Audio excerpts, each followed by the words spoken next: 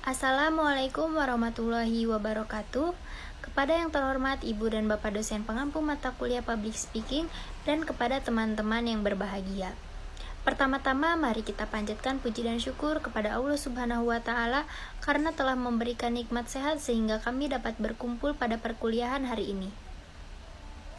Di sini kami dari kelompok 7 akan memaparkan materi tentang mengidentifikasi dan mempraktikkan jenis-jenis berpidato di muka umum dengan metode yang benar. Sebelumnya, izinkan saya memperkenalkan anggota kelompok 7. Yang pertama ada Alvira Cahya Oktora dengan NPM 205030022. Selanjutnya ada Elita Yuniatri dengan NPM 205030023. Selanjutnya ada saya, Nida Zakia dengan NPM 205030024. Yang terakhir ada Delisna Novianti dengan NPM 205030025. Materi yang pertama akan dipaparkan oleh saya. Nah, di sini ada materi tentang jenis-jenis berpidato. Pidato atau retorika memiliki banyak jenis. Salah satunya jenis-jenis pidato menurut Ernest dan Nancy tahun 1991, yaitu yang pertama ada pidato informatif. Pidato informatif merupakan upaya untuk menanamkan pengertian. Karena itu, secara keseluruhan, pidato informatif harus jelas, logis, dan sistematis. Halayak sulit memahami kalau pesannya abstrak, meloncat-loncat, dan kacau. Selanjutnya ada pidato argumentasi. Menurut Ernest dan Nancy 1991, pidato argumentasi adalah pidato yang berupa perdebatan atau tekanan yang diberikan pada argumentasi pendek. Biasanya dilakukan di depan hakim pada sebuah persidangan. Selanjutnya ada pidato persuasif. Pidato persuasif ini memiliki tujuan untuk mengubah sifat dan pemikiran dari halayak. Berbeda dengan Jalaluddin Rahmat tahun 2000, beliau menambahkan bahwa terdapat satu jenis lagi pidato, yaitu pidato rekreatif. Menurut Alan H. Monroe, yang dikutip oleh Jalaluddin Rahmat tahun 2000 mengatakan bahwa pidato rekreatif tidak hanya pidato yang berisi komedi, tapi sifatnya selalu menghibur. Menurut Jalaluddin Rahmat, berdasarkan pada ada tidaknya persiapan sesuai dengan cara yang dilakukan waktu persiapan, ada jenis 4 pidato, yaitu impromptu, manuskrip, memoriter, dan extempore. Yang pertama ada pidato impromptu. Pidato impromptu ini dilakukan secara tiba-tiba, spontan, dan tanpa persiapan sebelumnya. Selanjutnya, ada pidato manuskrip. Pidato manuskrip adalah pidato dengan naskah. Juru pidato membacakan naskah pidato dari awal sampai akhir. Sekian penyampaian dari saya. Materi selanjutnya akan dipaparkan oleh rekan saya. Perkenalkan, nama saya Alvira Cahya Oktora dengan NPM 205030022. Di sini saya akan melanjutkan materi, yaitu ada materi metode memoriter, merupakan pidato yang ditulis dalam bentuk naskah, kemudian dihafalkan kata demi kata. Sedangkan pidato extemporer merupakan yang paling baik dan paling sering digunakan oleh juru pidato yang berpengalaman dan mahir. Dalam menyampaikan pidato jenis ini, juru pidato hanya menyampaikan garis besar atau outline dan pokok bahasan penunjang atau supporting points-nya saja. Selanjutnya ada kiat berpidato. Menurut Hanung Hizbullah, ada 7 langkah yang harus diperhatikan seorang pembicara agar pidato yang ia sampaikan lebih bermutu, mengena, dan efektif. Ketujuh langkah itu adalah sebagai berikut. Yang A, kembangkan suasana dialogis, artinya audiens diposisikan sebagai teman berbicara, bukan hanya sebagai pendengar saja. Yang B, gunakan nada suara yang bervariasi, harus mengetahui kalimat yang dibacakan secara cepat atau lambat. Menggunakan penekanan dan ekspresi agar audiens tidak mengantuk. Yang C, gunakan gestur dan gerak tubuh. Gerak tubuh, gerak tangan, dan mimik wajah sangat membantu untuk meyakinkan audiens mengenai topik pembicaraan. Terima kasih. Selanjutnya yaitu D. Ekspresikan emosi sewajarnya. Hendaknya gerakan dilakukan sewajarnya saja dan jangan terlalu berlebihan. Selanjutnya yaitu E. Jagalah kontak mata dengan audiens. Pandanglah mata seluruh audiens dengan cara menyapu pandangan dari sudut paling kiri menuju sudut paling kanan.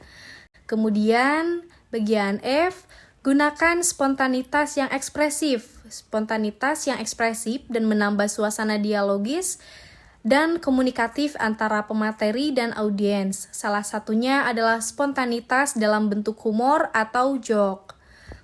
Selanjutnya yaitu bagian G, gunakan trademark atau gaya bicara. Setiap orang memiliki karakter sendiri-sendiri, baik dari segi vokal, nada, maupun logat yang digunakan dalam percakapan sehari-hari.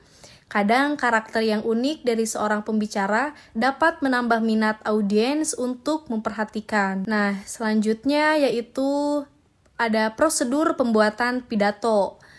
Sebelum melakukan pidato, ada beberapa hal yang perlu dipersiapkan. Di antaranya, yang pertama yaitu menentukan topik dan tujuan pidato. Topik merupakan persoalan yang dikemukakan, sedangkan tujuan pembicaraan berhubungan dengan tanggapan yang diharapkan dari para pendengar berkenaan dengan persoalan yang dikemukakan. Yang kedua yaitu menganalisis pendengar dan situasi. Dengan menganalisis situasi, akan didapatkan jalan keluar untuk menyiapkan cara-cara bagaimana pembicara harus menyesuaikan diri dalam menyampaikan uraian dan memberi jalan untuk menentukan suatu sikap yang harus diambil dalam menghadapi para pendengar. Nah, yang ketiga yaitu memilih topik dan menyempitkan topik. Pemilihan topik hendaknya disesuaikan dengan sifat pertemuan serta data dan informasi tentang situasi dan pendengar yang akan hadir dalam pertemuan. Yang keempat yaitu mengumpulkan materi pidato. Materi pidato harus berhubungan dengan persoalan atau topik yang akan dibahas. Lebih banyak dan lebih lengkap bahan yang diperoleh akan memperlancar pembicara dalam menyusun suatu naskah. Selanjutnya yang kelima yaitu menyusun dan mengembangkan kerangka pidato. Kerangka pidato dibuat terperinci dan tersusun baik. Dalam kerangka tersebut, persoalan yang akan dibahas dibagi menjadi beberapa bagian atau subtopik. Dan yang keenam yaitu menguraikan secara mendetail. Dalam penyusunan naskah, hendaknya dipergunakan kata-kata yang tepat, penggunaan kalimat yang efektif, pemakaian istilah-istilah dan gaya bahasa yang dikehendaki sehingga dapat memperjelas uraian. Dan yang ketujuh yaitu melatih dengan suara nyaring. Dengan melakukan latihan, seorang pembicara akan dapat membiasakan diri dan menemukan cara dan gaya yang tepat.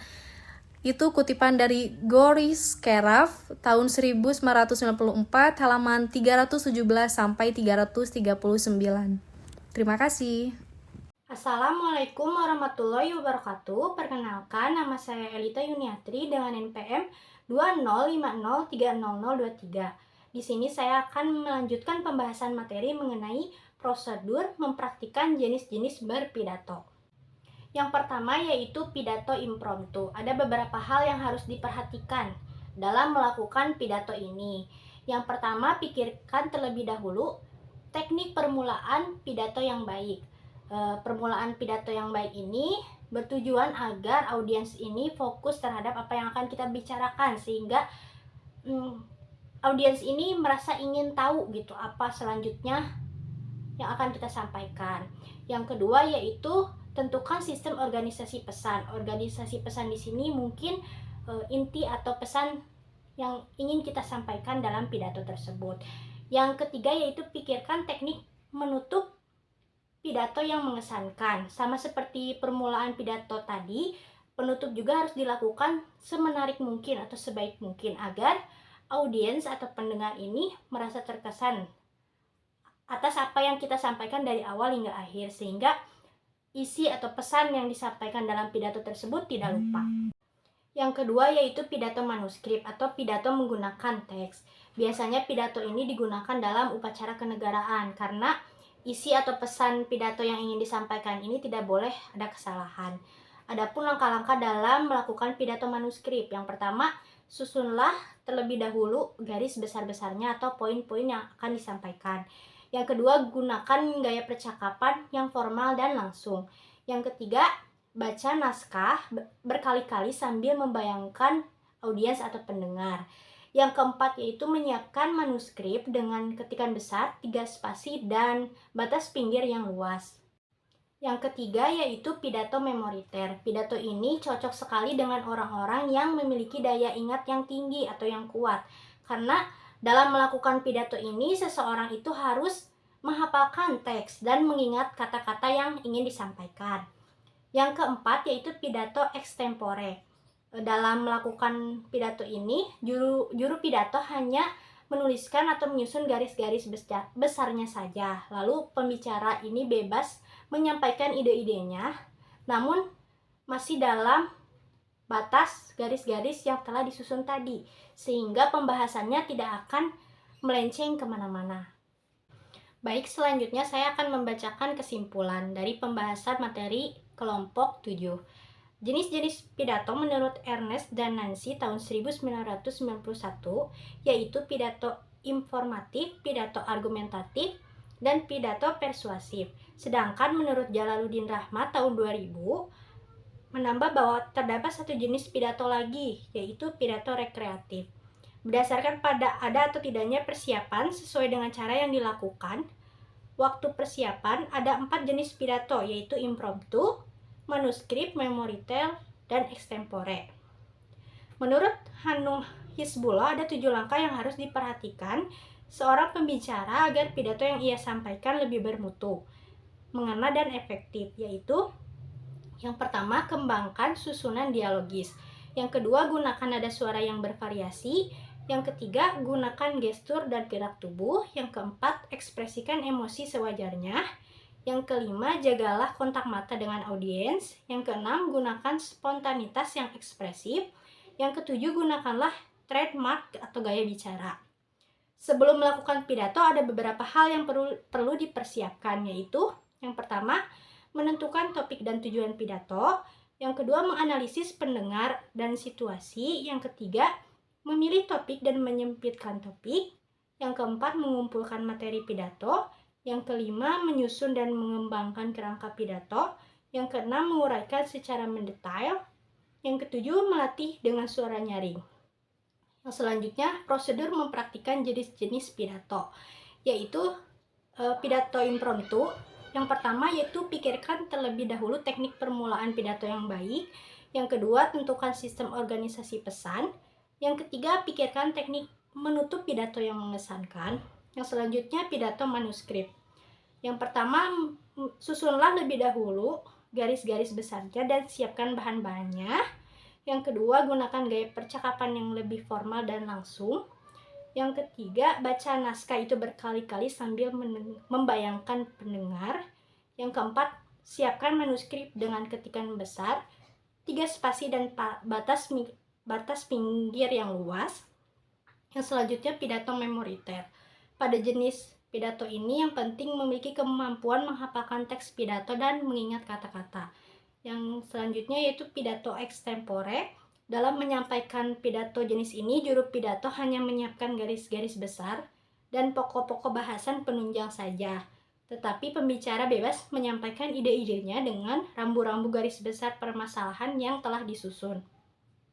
Terima kasih.